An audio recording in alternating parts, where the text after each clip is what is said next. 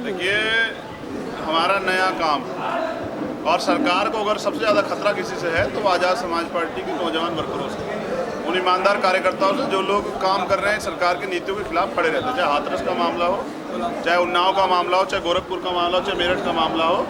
तो जैसे मेरठ में भी पिछली बार साजिश करके जो है परमिशन कैंसिल पत्रकार वार्ता की भी करवा दी थी, तो यहाँ करवा दी, कोई बड़ी बात नहीं, इससे घबराने की जरूरत नहीं है हमें। हमारे कार्यकर्ता इनके चाल चरित्र को देख रहे हैं, समझ रहे हैं, और वह आने वाले कल में और ज़्यादा मेहनत करेंगे और अपनी मेहनत से जो है रिजल्ट देके सरकार को बताएंगे कि सरकारें बदलती रहती हैं। देखिए, रणनीति के लिए ही मैं यहाँ आया था कि कार्यकर्ताओं को तैयार करता। अब रात में ये परमिशन कैंसिल कर दी गई। अगर सरकार को परमिशन कैंसिल करनी थी तो 4 दिन पहले कर देते, तो हम अपनी प्रेस वार्ता करके लोगों से बात कर लेते और गाँव में जाके कार्यकर्ताओं से मिल लेते। तो ये रणनीति का हिस्सा था कि हम यहाँ आके अपने कार्यकर्ता तैयार करते। आज हमने काफ़ी बड़े पैमाने पे अपने कार्यकर्ताओं को तैयार किया। वो गांव-गांव जाके पार्टी की नीतियों को बताने का काम करेंगे और जिला पंचायत चुनाव में ईमानदार कार्यकर्ताओं को, जो लोग ज़मीन पे रह के काम करते हैं और कुछ अच्छा करके दिखाना चाहते हैं गरीबों के लिए और लोकतंत्र में आस्था रखते हैं, संविधान में, ऐसे कार्यकर्ता हम लोग टिकट देंगे। और वो उम्मीद है कि उनको जनता समर्थन देगी तो वो जीत के आएंगे और यहाँ की जनता के लिए काम करेंगे। प्रधानी में चुनाव जो आपके बैनर के तले लड़ा जाएगा, प्रधानी का चुनाव जो है जो उम्मीदवारों जिला पंचायत प्रधानी का चुनाव तो सबको अधिकार है, उसको नहीं रोका जा सकता है, लेकिन पंचायत चुनाव में हम लोग मौका देंगे अपनी पार्टी के बैनर से नौजवान कार्यकर्ताओं नेताओं को लड़ने का। 2022 के चुनाव में क्या अकेले लड़ेंगे हर जगह या किसी से गठबंधन नहीं करते? 2000 बहुत दूर, 2022 अभी 2021 में, और 2021 में पंचायत चुनाव जिसमें भारतीय जनता पार्टी के लोग गाँव में नहीं घुस पा रहे हैं और उनका आप समझिए उनके मंत्रियों का, उनके प्रदेश का सबका विरोध हो रहा है, तो जनता उनके तो खिलाफ है ही। तो मुझे तो ऐसी भी उम्मीद हो रही है कि सरकारी चुनाव ही जो है पंचायत चुनाव नहीं होने देगी। ये पिछली बार की तरह कोरोना की बात करके, क्योंकि कोरोना सरकारी एजेंसी जो है, जो अब जिसको सेंट्रल गवर्नमेंट चला रही है, वो ना तो बंगाल जा रहा है कोरोना, ना असम जा रहा है, वहाँ रोड शो खूब हो रहे हैं, तो वो उत्तर प्रदेश में मुझे लगता है कि लग सकता है, जिससे कि पंचायत चुनाव में ये पंचायत चुनाव को डिले कर सके, ऐसी मुझे उम्मीद हो रही है। लेकिन अगर ये चुनाव कराते हैं तो आज़ाद समाज पार्टी के वर्कर ईमानदार से काम करके पंचायत चुनाव में अच्छा रिजल्ट देंगे और उससे 2022 की किस तस्वीर जो है साफ हो जाएगी। योगी सरकार के 4 साल पूरे हुए, आप किस तरीके से देखते हैं उनकी पार्टी के रूप?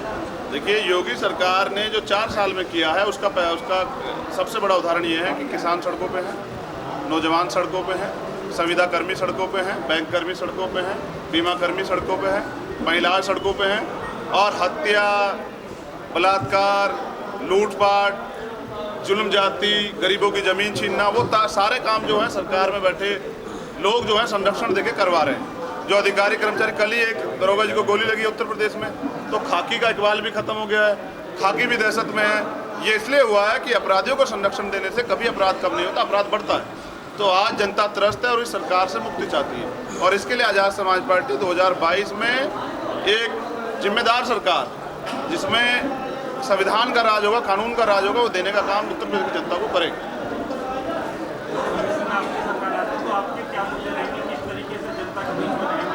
देखिए, मैंने 22 प्रतिज्ञाएं की हैं 2022 के लिए। वो 22 प्रतिज्ञाओं में हमने अपनी पूरी बात रखी है कि हम जनता के लिए क्या करेंगे। बस मैं एक लाइन में आपको बता देता हूँ कि भारतीय संविधान 8 चीज़ों की तो गारंटी देता है, वो तो लागू होनी चाहिए।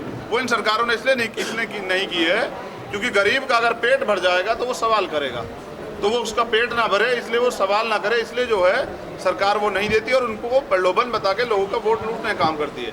जैसे रोटी, कपड़ा, मकान, चिकित्सा, शिक्षा, सुरक्षा, रोजगार और न्याय, जो न्याय जन्मसिद्ध अधिकार है, लेकिन कहाँ दे रही है सरकार? सरकार तो हाथरस की तरह न्याय को बाधित करने का काम करती है, और जो अधिकारी कर्मचारी न्याय को रोकने का काम करते हैं उनको सम्मानित करती है। तो ये 8 चीज़ों की गारंटी आज़ाद समाज पार्टी सरकार देगी। यहाँ उत्तर प्रदेश में कोई भी व्यक्ति अन्न के कारण, कि किसी को अन्न ना मिले या सर पे छत ना मिले या पढ़ाई में उसकी दिक्कत हो, ऐसी कोई समस्या जो है जो मैंने बताई 8 चीज़ों पे नहीं होंगी। और किसानों को MSP की गारंटी और उनका बिजली का बिल माफ़, और गरीबों के लिए भी जैसे 7.5 रुपये ये बिजली सरकार दे रही है, तो सस्ती बिजली, ये सारे प्रावधान जो हैं। और जिस तरह से अभी मैंने बताया कि गैस के दाम बढ़ा दिए हैं और पेट्रोल डीजल के दाम बढ़ा दिए हैं तो पेट्रोल डीजल पे जो टैक्स सरकार लेती है, जो ड्यूटी यहाँ से जो है एक्साइज ड्यूटी लगती है, उसको कम करके पेट्रोल डीजल के दाम भी कम करेंगे और गैस के दाम भी कम करेंगे। क्योंकि ये सरकार तो खोखली सरकार है, झूठे वादों पे जी रही है, लेकिन हम जनता को दुखी नहीं देख सकते। तो उनके जो वास्तविक मुद्दे हैं उन पर काम करने का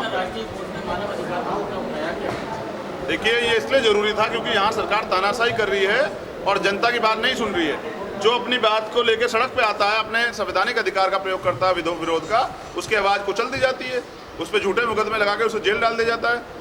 मगर भीम आर्मी के जो लोग हैं आज़ाद समाज पार्टी के, वो मुकदमों से नहीं डरते हैं, क्योंकि इस देश को बचाने के लिए हमारे क्रांतिकारियों ने 23 मार्च अभी गया है, अपने प्राणों के बलिदान दे दिए। अगर हमारी जान भी चली जाएगी तो हम देश की सुरक्षा करेंगे, अपने प्रदेश की सुरक्षा करेंगे, लोकतंत्र की सुरक्षा करेंगे, संविधान सुरक्षा करेंगे, इससे हम पीछे नहीं हटेंगे। आपने कहा 3 बार कोशिश की, लेकिन 2 बार फेल करा दी, तो इसमें कराई क्या? ये केंद्र सरकार जो है, भारत भी United nation human right commission का एक सदस्य है।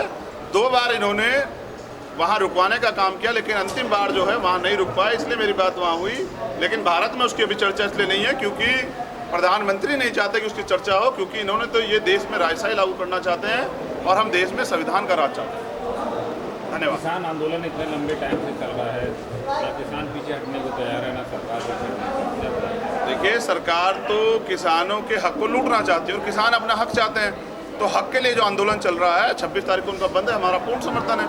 तो वो आंदोलन न्याय के लिए है, अच्छाई के लिए है, क्योंकि सरकार तो अपना भरोसा पहले खो चुकी है। जो सरकार ने आज तक वादे किए थे 2 करोड़ रोजगार के, महंगाई से निजात दिलाने के, सरकार ने वादे किए थे पेट्रोल डीजल के दाम कम करने के, सरकार ने वादे किए थे 15 लाख देने के, सरकार ने वादे किए सबके साथ सबके विकास के, तो वो तो उन पर तो सरकार फेल है।